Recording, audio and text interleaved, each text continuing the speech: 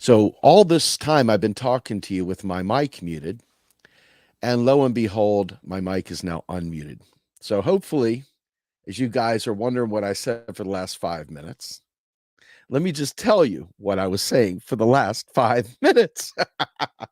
See, it shit happens, right? So it's probably good. I probably needed a redo anyway, but let's go ahead and get into this. This particular show is going to be extremely personal to me. I have extreme, deep hurt, wounds, like fucking crushing scars from lies people have told about me, both to my children, being the non custodial parent and having the narrative be told by the custodial parents, and all the bullshit that comes from those lies that go unchecked. And the people that are too fucking lazy to insert themselves and be an intercessor, who just say, I'll just don't even worry about it. It'll blow over. They'll grow up. They'll understand. Just ignore them. You heard these people, the lazy people that don't want to involve themselves. Just ignore them. Let it go. Just ignore them, right? Well, we see this play out in the political space as well. We see this play out in media. We see this play out across the board. And I want to explain something to you, and it's the title of this.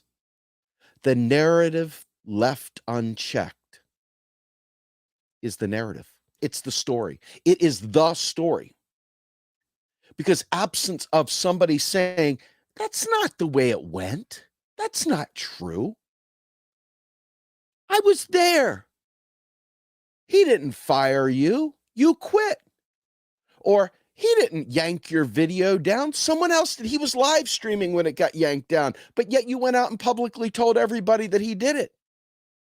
See, it's the lie that goes unchecked. I'll give you an example. We are, and have been, obviously, advancing modern monetary theory since the dawn of time. Like before most of you all ever heard of MMT, RP was there at the forefront leading the fight, teaching MMT, pushing MMT. A lot of the people that are now celebrity economists and celebrity underlings and celebrity scholars and so forth, you had never heard of prior to us putting them out there and introducing them all to you. Okay? But here we are to this day, right now, going back, way back. I would say stuff like austerity is murder, which is also happens to be my Twitter tagline. And I would say that austerity is murder by proxy, meaning that you're using something else to kill people with, whether it be a policy, murder by policy, or whether you're using the electoral process to murder people through triangulation. By denying them the things they need, you kill them, okay? And these narratives oftentimes go unchecked, or they're presented and they're not ever repeated. They're not shared. And so the bad narratives, the wrong narratives, the fake narratives have all kinds of wings, and they take off and they become the thing that every one of us talks about. They become the storyline. And it can't be any more relevant than today, than what's happening in our world right here, right now. Going back to the Biden election, when Biden suddenly won the presidency. Remember Biden, who didn't even register a pulse on the first 5 or 6 primaries? That same Biden? The Biden that didn't even campaign Biden? That same Biden? The Kamala Harris that didn't even get a single delegate? That Kamala Harris? That group got pushed into office. And for some of us, myself included, I spent time nonstop explaining that Joe Biden has been an austerity hound his entire life. That Joe Biden tried to cut Social Security, tried to literally cut all spending, cut all entitlement programs, which is the libertarian desired dream and has been that way since the New Deal was passed. Milton Friedman, the king neoliberal, leading the charge on that in the 60s and 70s. the Mount Pelerin Society, the Powell Memo, all of these things have been building up. And there is a very, very concerted effort to bring austerity to America, to really, really mock the quote unquote takers while elevating and celebrating the makers. Ayn Rand, Libertarianism 101. ANCAP Nihilism 101. This strain has been so pervasive through society. And the narratives today are going unchecked. Hey, libertarians are anti-war, right? So therefore they must be our friend. Well, what about they want to literally eliminate the ability for the federal government to spend money on the people? What about they literally want to eliminate regulation all the way across the board? They are extreme private property rights.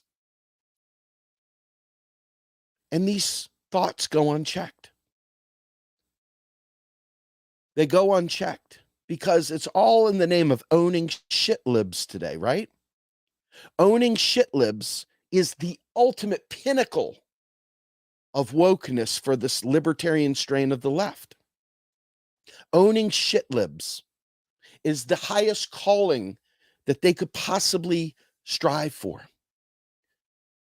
But they don't disabuse their fellow travelers of their desire to eliminate the national debt or to spend like mad on the people.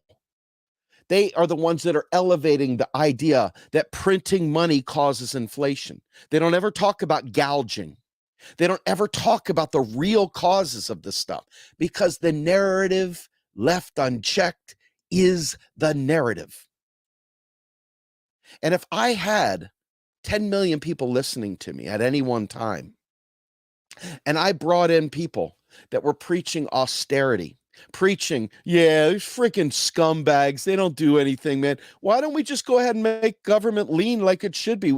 This is unsustainable debt, of course, right? 10 million people hearing this is unsustainable debt. Well, I'm not saying it. It's my guest that's saying it. I'm just platforming them, giving them a 3-hour infomercial, right? Or others in the space that don't check that. All in the name of owning shitlibs. That is the narrative. That becomes the narrative. And so then little teeny squeaky voices out there.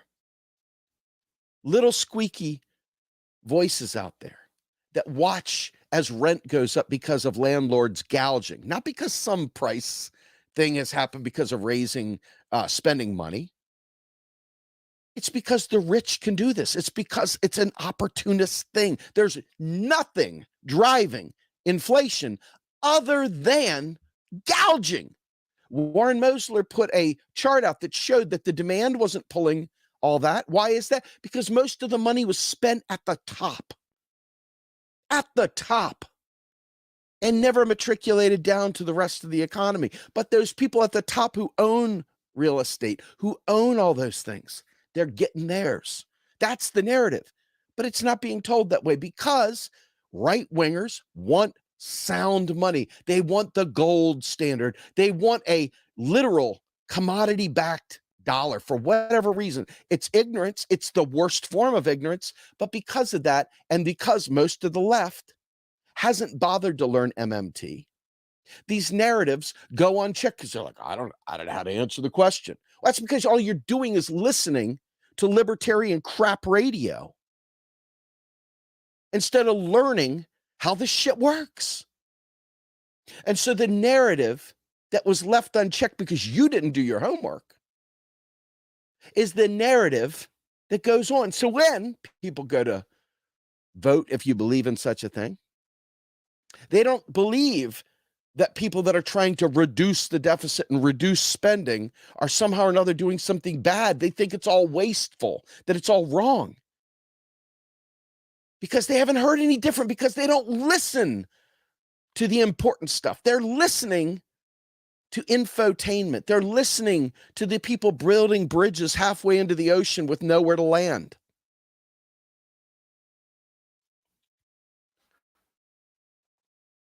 Now, I want to give you a series of things that have been twisted, and this is the game that is played. This tribalism in the world out there. Okay. Now, before anybody was even advancing Mitt Romney care state by state, or these other half-baked solutions state by state, we were saying point blank that the federal government is the only one that can afford to do these massive policy space things across all 50 states. We stated unequivocally that there's a few states that are unique in terms of their makeup that can do things that the other states cannot do. And they also, if you look at the way elections play out, when those big states that can do anything they want vote, that's who gets the election. That's who wins. So when these folks get theirs and they check out of the system, and the rest of us that have no voice whatsoever are left still struggling and fighting for our own version of healthcare, because the big anchors on the East and West have won their battle, although they can't even do that. We were talking about that currency issue or currency user. And instead of it being understood that we're not fighting against healthcare, we fucking love healthcare. We want a universal healthcare, not just Medicare for all even. We'd like to have a national health service. We're called splitters. And then instead of somebody saying, well, no, they were talking about the economics of it all. Here's how it lays out. Nah.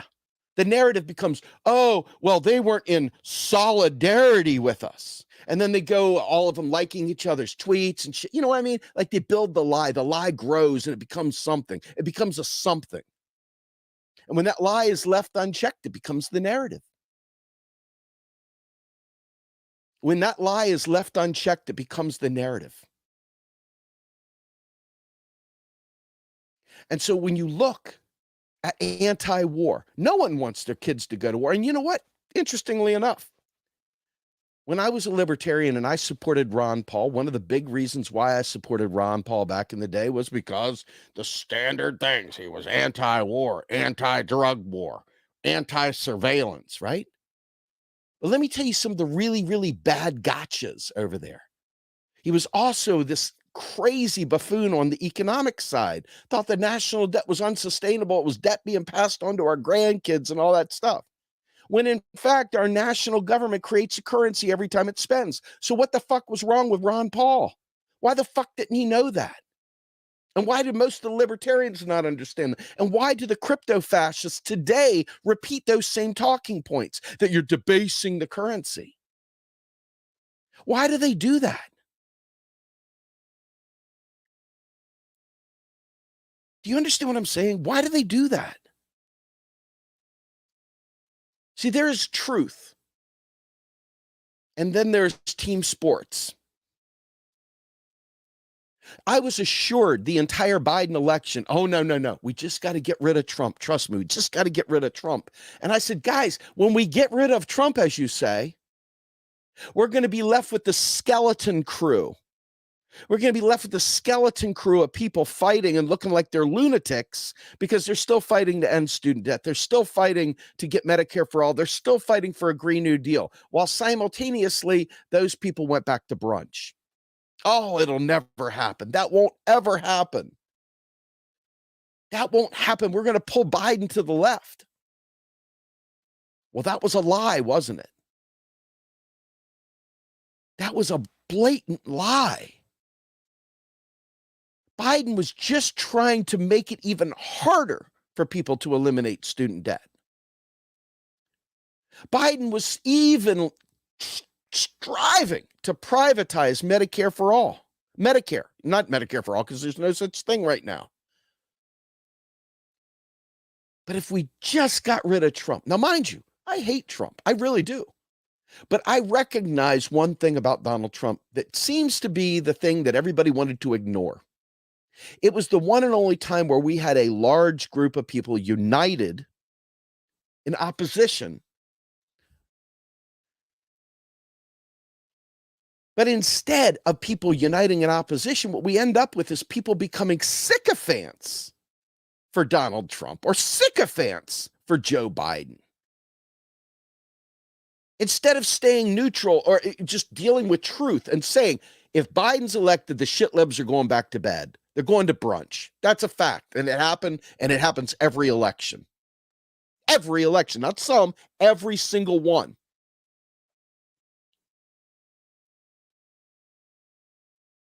So what do we do? How do you cross off all the lies? How do you deal with the lies when people are recalcitrant in these tribal communities? Tribal being groups, cliques, affinity groups. There are people out there that you know are going to be against something before they even start, before they even know a single fact. They will already have an opinion, and they'll be talking from the high heavens like they have some secret inside track on something. And people are so desperate to be in the know that they will fall for any fucking line out there.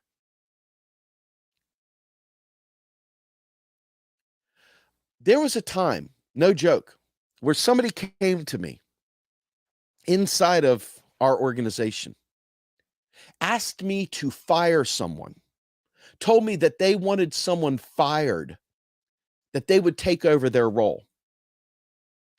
And I was like, no, that's not happening.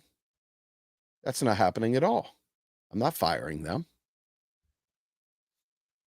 But you can certainly do the role too. There's more than enough room for both of you to do the role. That wasn't good enough. And in short order, that person quit, went out and blabbed to the world that Steve was mean. And the narrative left unchecked became the narrative. It's happened repeatedly throughout the history of real progressives. And I keep receipts. And I won't air them because I keep them for my own purposes, because I don't want someone gaslighting me, because people believe any fucking thing you tell them. I saw the way his eyebrows were in his live stream. That must be true. Whatever so-and-so said must be true. Well, what if it's not true? What if it's a lie? What if it's a false narrative that has grown legs and people are using it to unite around? Happens all the time, right? Happens in families as kids that stop talking to their fathers or mothers. Happens in jobs where people just assume you did something wrong and fire you. Happens in everyday life. These narratives go around and they become the narrative. And there are really lazy people out there who would just go, just calm down. It's okay. It'll die away. Just don't say it. Just be, it's okay. Fuck you. It ain't okay, because that lie becomes the story of your life, whether it's real or not. I went to my mother, my 80-year-old mother, told her, Mom, you can never die. And she's like, why? I'm getting tired, kind of thing, right? And I said, because I need somebody on this planet that knows my truth other than me, because I'm so tired of fucking liars, sick liars, twisted, sick liars that pervert and lie and spread shit in the back rooms. There was one parasite in particular that falsely accused me and this organization of creating fake YouTube things and fake Twitter handles and all this other shit. And then went out and spoke in public as if it were true, as if it was a fact that we did this. Didn't fucking do a thing. I'm sitting there bathing my kid and something's happening, and I'm getting, hey, what are you guys are horrible. You're evil. Why you do it? If you do this, if you do that, I'm gonna, yeah. We didn't have anything to do with it. Not a fucking thing. But that was the narrative. And left unchecked, it's the narrative. See, laziness prevents people from stepping in and saying, no, that's not true. Pathetic laziness. And worse, once you create an enemy. Now, when you think about how this happens in politics, how this happens in your high school, how this happens in kids' school and kindergarten, and how this happens on the worldwide stage in media, you name it. Once you have an enemy, once you've created the straw man, once you create that straw man, and you could beat the shit out of that straw man, Russiagate, think about it. It becomes the narrative. Macedonian trolls stole the election or whatever. Give you an example. I lost a job after 17 years because of the global financial crisis. Now, I just gotten 2 master's degrees and shit ton of certifications, you name it. And it took 18 months, 18, to find real work. It had nothing to do with being lazy. Had nothing to do. That was the world. That was the deal. But they were worthless people that said, get a job, you lazy slob. Get a job. Oh, instead of playing the victim. Oh my God. If I hear that one more time, I will Uzi 9mm.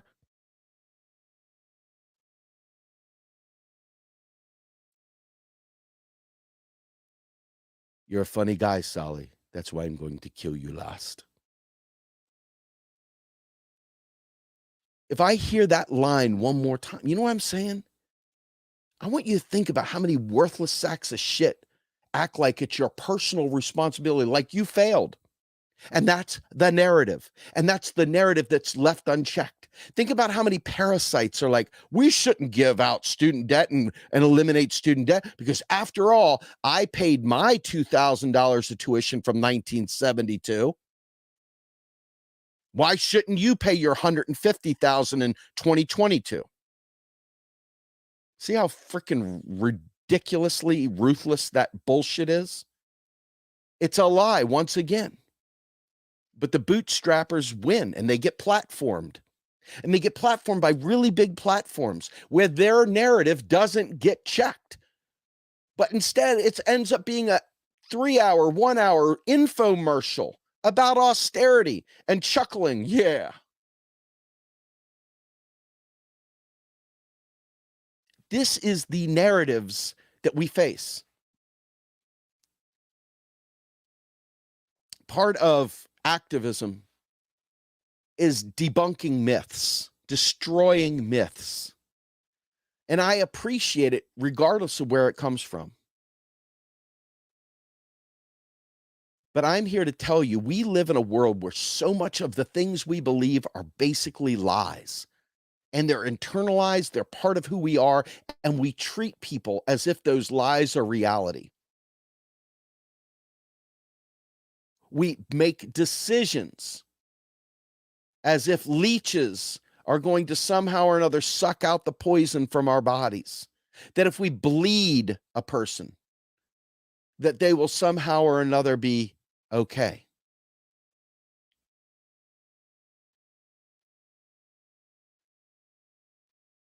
The lie that is left unchecked is the narrative. And so here we are, suffering through another Biden moment. And for those of us on the left who hate anyone that accuses us of Biden being part of us, because he's not a lefty in any way, shape, or form. But that narrative sticks. That socialism narrative sticks. The only problem with, socialism is eventually you run out of other people's money. That lie sticks. Why does it stick? Because the people that are chasing these false narratives never bothered to understand how the monetary system works, to know that socialism doesn't take other people's money to pay for these things. The federal government or the national government pays for these things. Without the tax dollar doesn't pay for any of it. But because that lie is left unchecked, it becomes the narrative. And I want you to ask yourself how many things we all get wrong, from the COVID response to paying for school, to eliminating student debt, to Medicare for all. How many of these Green New Deals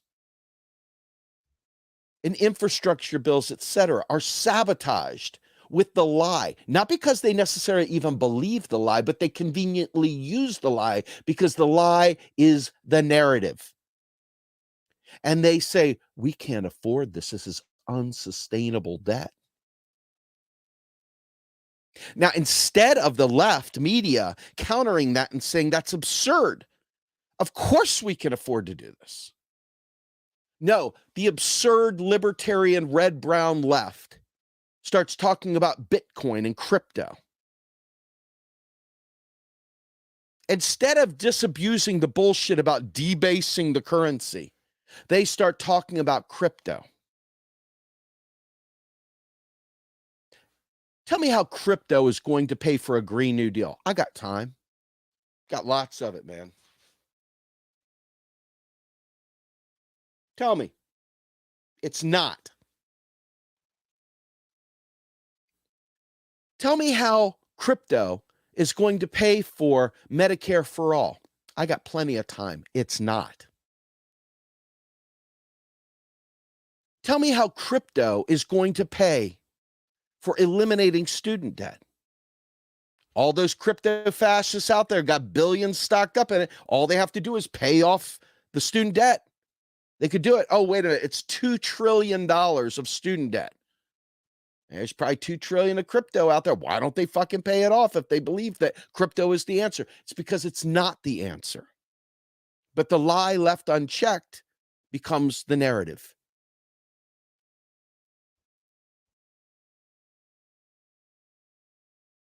And now today, I want you to think about this. If I brought Joe Biden onto this show and I said, hey, look, fat, let's go Braden, right? Whatever the hell the Republicans say. And he didn't know it, probably get a chuckle out of it. But what if I brought him on instead and asked him about student debt? And Biden started lying on my program. And instead of saying, hey, fat, that's a lie. That's bullshit. You know you can pay for every bit of that. You could do it with an executive order. You don't even need Congress. See, that's countering a lie. But if you have people on your program, you're just laughing and spitballing while they're, hey, yeah, this crazy transgender, this, ha ha ha, ha. Planet of the Apes, that, ha ha ha. How does that advance anything? How does that help us at all? And why does giving air cover to that equal good? Oh, I remember back to the beginning, because the highest order of all things is to own shit libs. It doesn't matter if we platform the Proud Boys and let them give a narrative and not check it, not counter it. It doesn't matter if we have Joe Biden come on. Actually, it should matter, but to some it won't. It won't matter at all because they want to believe what they want to believe.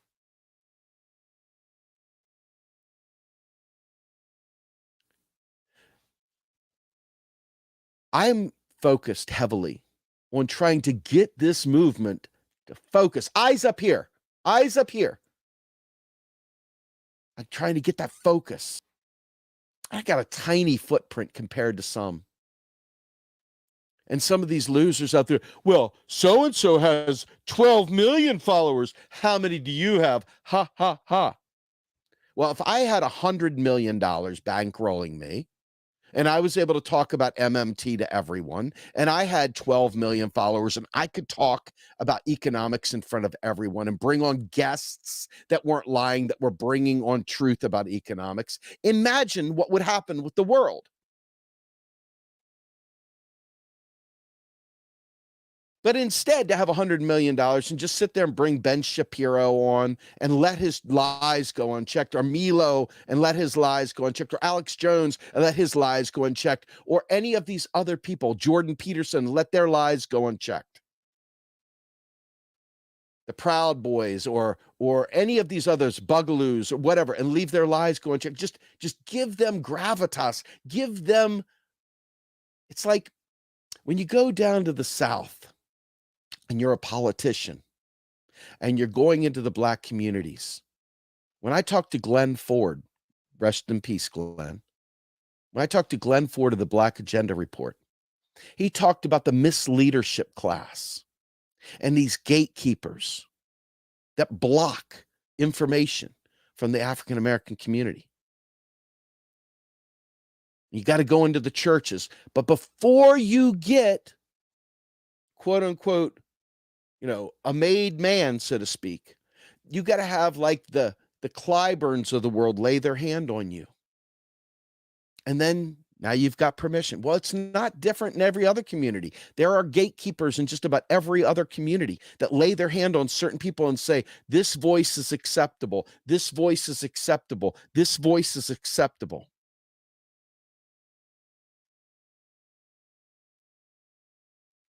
And there are people that know this and weaponize not putting their hand on people, not putting their hand on them to make them fail, to suffocate their message, to drown them, and to silence them.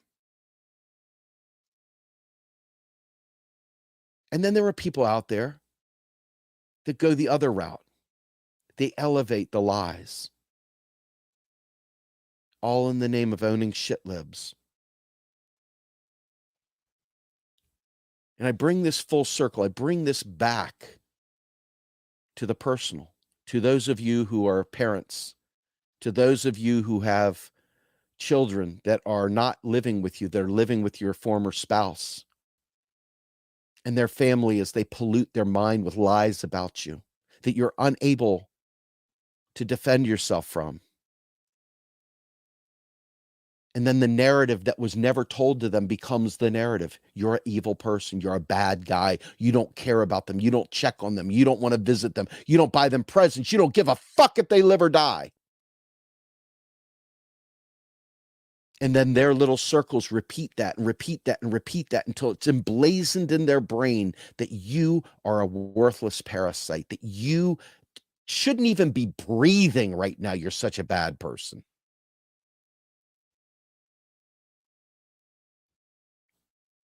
Trust me, this is family dynamics 101. But it's also movement dynamics, because you can see there are certain people, they'll say, I'm not going to say anything about MMT. I'm not going to bless what Steve's doing. I don't care if he's done it for 7 years, fighting for the exact same policies, Medicare for all, Green New Deal, reparations, you name it, ending student debt. I don't care, because I don't want to put my hand on this guy because I don't like him or I don't like MMT. But then you see the shitheads that don't know this stuff, that they do lay their hand on, and their lies become the narrative. And they're repeated and repeated and repeated and repeated and repeated until people, because what happens? What does everybody want to do? Everybody wants to belong. They want to belong. And so they bring them into this thing and everybody feels edgy, like they're in on some, secret, like HODL. Hashtag HODL. Right? Wow, I wonder what that means. Let me look it up. Oh, it means hold no matter what, right? Okay, just hold while the, pump and dump is going on. They hold, HODL. Accidental typo from a drunk night at the office. But that's the inside joke. And everybody wants to be on the inside joke, And so they don't care about truth. They don't care about the rest of the stuff. They want to be loved and accepted. It's like a gang of sorts. A misdirected gang. The herd. And you have the establishment herd. And then you got the anti-establishment herd. And neither of them is particularly interested in truth. And so the idea of building and moving forward based on lies, and that's what we're dealing with, folks. We're dealing with an establishment and an anti-establishment that their whole purpose in life is to own each other, not to present truth. And the inside jokes and the Twitter wars and all the other bullshit that goes on. It's the lies that we don't even sometimes know are lies, that we repeat because it's part of being a part of the club. To be in the club, you've got to believe these lies. And these lies have to be told to other people. And you grow and to build the community of the lie.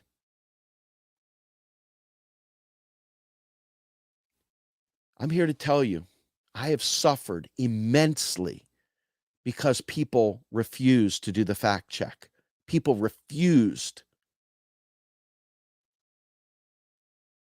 I remember way back, we used to go to all the different alt media places with our army of MMT activists, and we would flood their feed talking about MMT. And then it got to a point where certain ones were platforming the UBI crowd. They were platforming all these other, the crypto people, but they were not platforming the people that understood the way federal finance worked. They weren't platforming the revolutionaries in the MMT community. And in their little back circles, chitter chat, they talk shit about it. Screenshots out the ass for all the shit that was talked about me personally. And so people, they don't even know what's going on. They automatically just say, oh, he's just against state by state because he's a splitter. Not because Steve understands currency. Not because Steve understands the way that the federal government spends and operates. No, it's another lie. It's a smear. And people have rallied around that smear. And to be a part of that community, you've got to believe in the smear. And you've got to repeat the smear.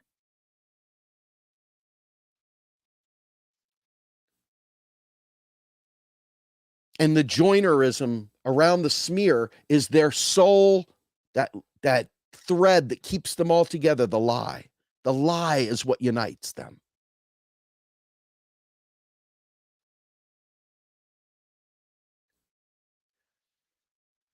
We have always tried to be true north.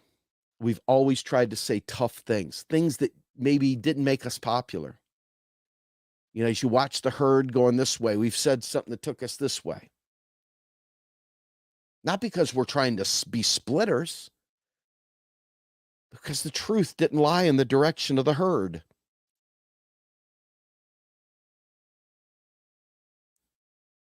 You know, more people don't have a clue what the Federal Reserve does than you would ever imagine.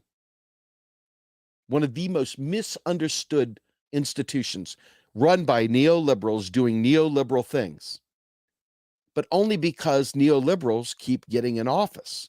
Now, you can debate whether or not that's actually elected into office, or whether you could say they're placed into office to represent the powers that be up above, which is typically where I land. But regardless, the Fed as an institution doesn't really mean anything. It just means central government has a central bank to clear payments for its country and internationally. But because neoliberals are inside there, representing wealthy people, the institution has to be done away with instead of purging it of these neoliberal libertarians that fill the Federal Reserve.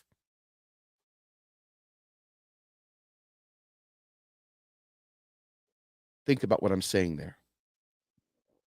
The presidency. You may not like any of these presidents, but what would you do if you had a president that represented your values? What would you do if Congress represented your values? They don't right now, for sure. But what if they did?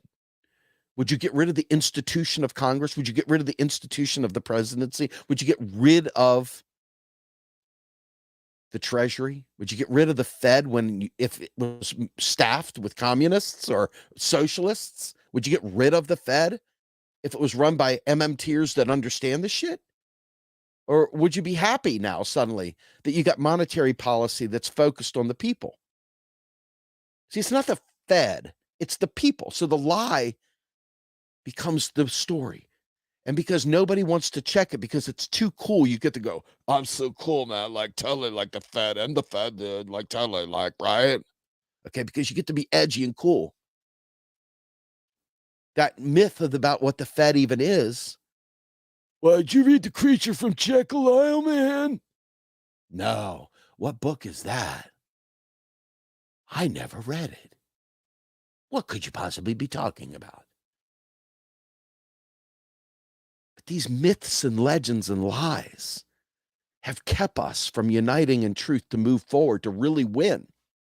And if you think the powers that be don't realize how stupid and misled we are as a people, you're crazy. They know. And they're happy as hell that we're spinning our wheels in circles like this.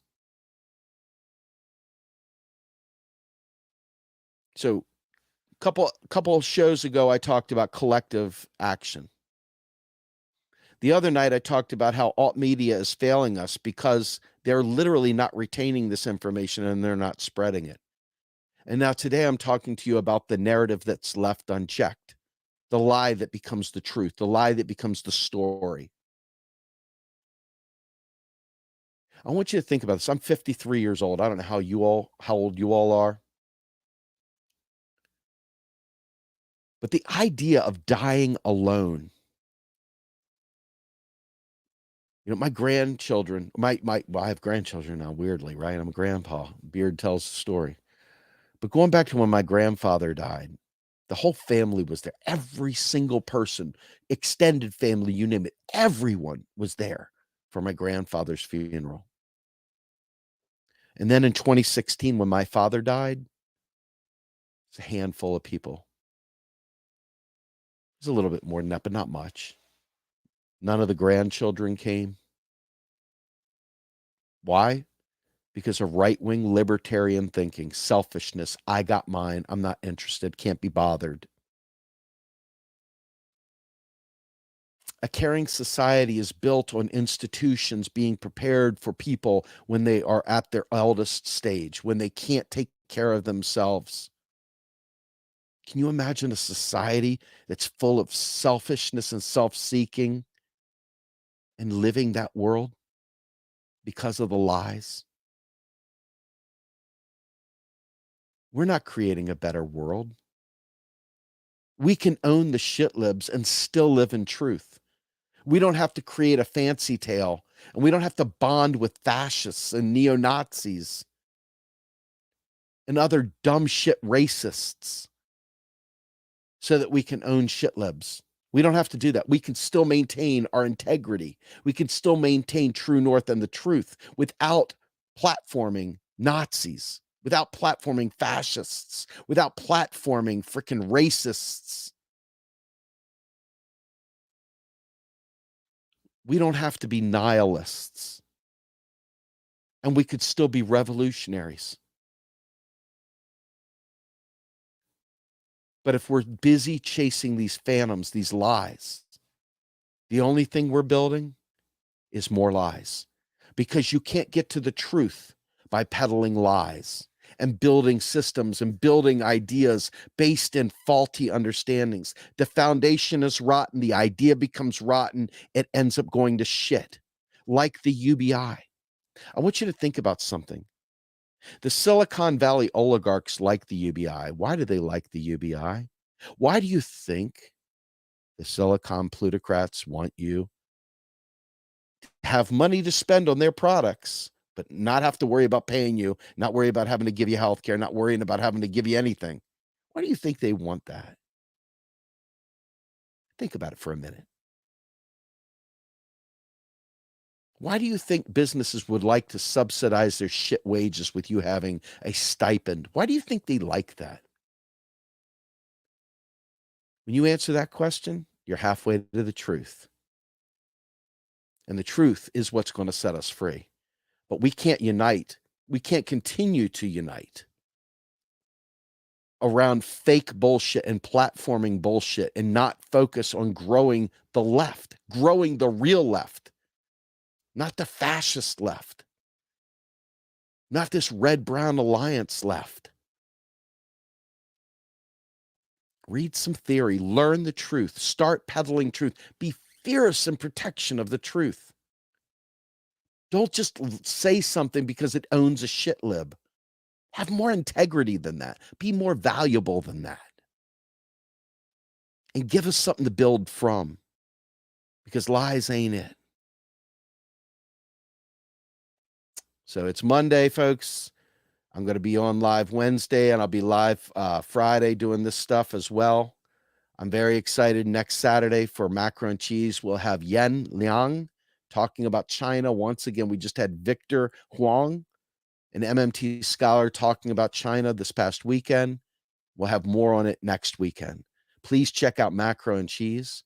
Please become a monthly donor. This stuff costs boatloads of money to try and run. We need your help. We desperately need your help. Just check out our Patreon, check out our Network for Good. And by all means, check out our work. Check out Macro and Cheese. Check out the Luke Parcher Show. Check out the Up and Up. Check out MMT Mondays. Check out our work. Check out our website. We're doing good work. We need good funding. We need your support. I'm Steve Grumbine with the Rogue Scholar, hoping you stop peddling lies, stop helping lies, stop giving air cover to lies, and become fierce about protecting the truth. Anyway, with that, I am out of here.